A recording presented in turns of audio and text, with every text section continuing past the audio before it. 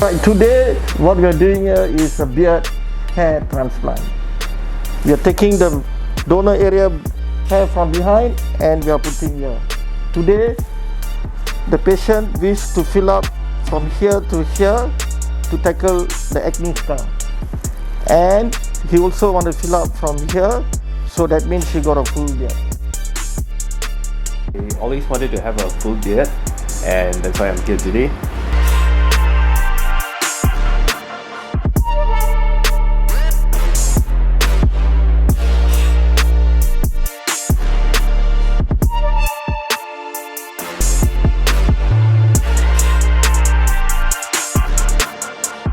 Alright, so we have completed the beard hair transplant. We already put all the graft here. There's no pain and everything is good.